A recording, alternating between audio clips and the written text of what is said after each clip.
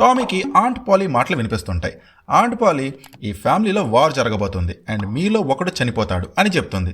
Basically ఇక్కడ poly Tommy and మైకల్లో ఒకడు పోతారని చెప్తుంది.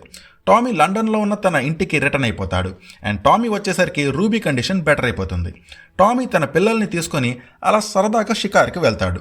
అప్పుడు టామీ లీజీతో ఈ ఒక్క లాస్ట్ డీల్ అయిపోతే ఇక నేను ఈ బిజినెస్ నుంచి బ్రేక్ తీసుకొని ఫ్యామిలీతో టైం స్పెండ్ చేస్తా. ఇది కొంచెం కష్టమే, బట్ వన్స్ ఇది అయిపోతే అంతా సెట్ అయిపోద్దని చెప్తాడు.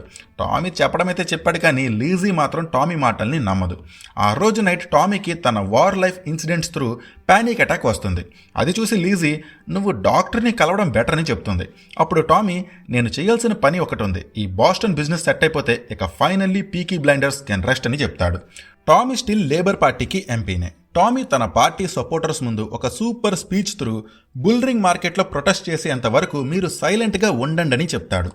ఈ షార్ట్లో ఇంతే చెప్పగలను. ఫుల్ వీడియోని ఛానల్లో అప్లోడ్ చేస్తున్నా అండ్ ఈ షార్ట్ రిలేటెడ్ ఐటమ్స్లో కూడా యాడ్ చేస్తున్నా. Please do watch it and please do subscribe. Thank you. Take care. Bye.